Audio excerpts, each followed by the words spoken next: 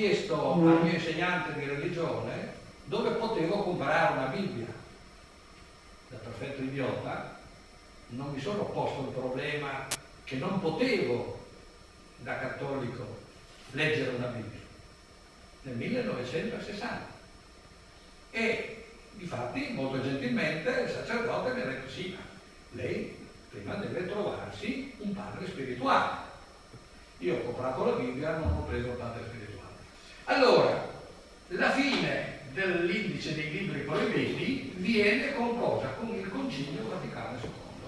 Allora, 6 anni dopo mi hanno perdonato. Quindi, con la fine dell'Inquisizione romana, che era quell'Inquisizione, che era appunto quel discorso per la quale potevate essere giudicati e mandati a rogo in quanto eravate eretici, avevate contravvenuto a delle leggi della Chiesa. Quindi contravvenire a questo, diciamo, alla lettura di questi libri poteva essere un motivo di un processo di carattere ecclesiastico.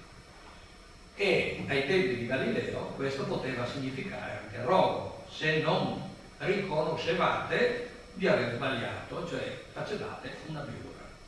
Allora, abbiamo visto il quadro dal punto di vista religioso, guardiamo adesso il quadro dal punto di vista astronomico. Sempre nella stessa epoca, il modello accettato comunemente è quello tolemaico, diciamo, non quello aristotelico, perché chiunque ha frequentato, diciamo, scuole medie superiori avrà sempre sentito parlare dell'ipse dixit, cioè nella fase medievale fino all'apice del Rinascimento la cultura era bloccata da frasi che ti bloccavano ogni ragionamento. Dice: no, questo è vero perché l'ha detto lui, l'ha detto Aristotele. In effetti questo è vero fino a un certo punto.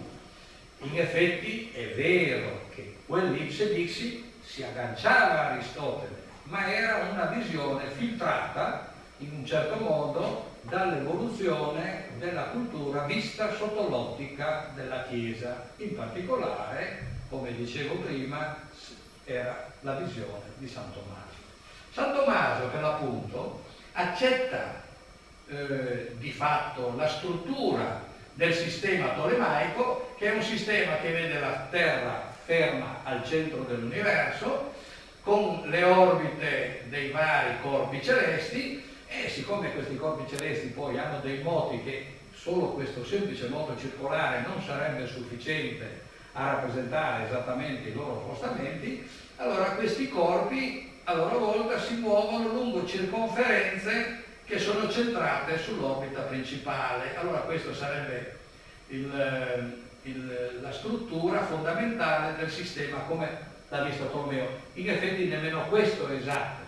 Tolomeo aveva inserito anche degli altri dispositivi per correggere ulteriormente il sistema. Dispositivi che, pur essendo basati su dei moti circolari uniformi, di fatto, attenzione, producevano dei movimenti irregolari sulle circonferenze. Cioè, in qualche modo, con un artificio matematico, Tolomeo aveva aggirato questo principio dei moti circolari uniformi, che era un principio che derivava non dall'astronomia antica, ma che derivava da un principio di Aristotele. Aristotele aveva definito che i corpi celesti, in quanto perfetti, dovevano avere solamente dei moti circolari uniformi. È un pregiudizio che supera, non ci sono elementi per spiegarlo, se non il fatto che Aristotele aveva osservato che grossolanamente i corpi celesti giravano quotidianamente attorno alla Terra e di conseguenza aveva ritenuto che il moto circolare uniforme era il moto dei corpi perfetti, dei corpi che stavano nei cieli e che non si consumavano apparentemente mai. Perché? Perché nella storia dell'umanità non si era notata alcuna variazione dei corpi celesti. E il ciclo della vita nostro e anche di 2000 anni non conta nulla rispetto ai fenomeni celesti, e questo era la base di tutto il ragionamento. Quindi un principio aristotelico innestato fate bene attenzione, innestato in un sistema che non è più aristotelico. Questo non è il sistema di Aristotele, ma il sistema di Tolomeo. Aristotele vive nel IV secolo a.C., questo sistema è prodotto all'inizio del II secolo d.C. Quindi siamo completamente fuori. Il sistema di Aristotele è questo. Era il sistema che era stato ideato da Eudosso da Cnido. E io qui vi ho rappresentato solo il meccanismo che muove un solo pianeta.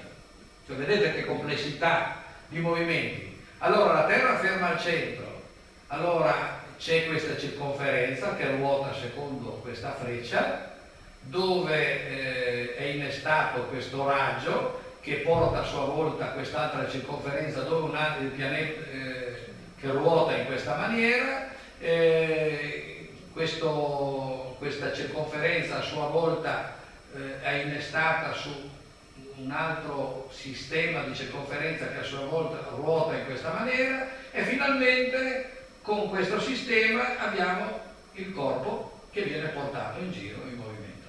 Questo complesso di una struttura folle che noi oggi potremmo immaginare invece aveva il suo vantaggio, perché con questo sistema di sfere che si muovevano l'una come dei giunti cardanici in pratica, uno sopra l'altro, in qualche modo si approssimavano i movimenti dei pianeti da Marte, Giove, Saturno.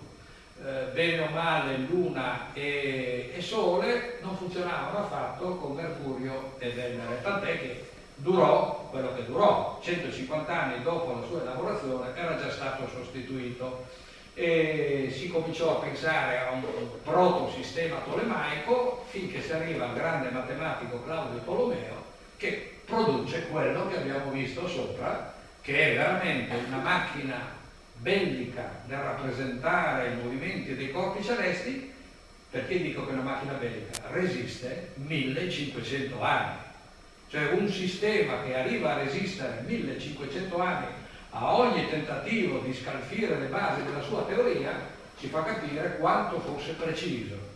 Per 1500 anni gli astronomi non modificano Tolomeo, aggiornano semplicemente i dati per renderli, perché nel tempo i dati di partenza ovviamente per piccole precisioni si allontanano da quello che era la previsione fatta, quindi con osservazioni nascono sempre delle tavole astronomiche di aggiornamento, ma il sistema non viene sostituito.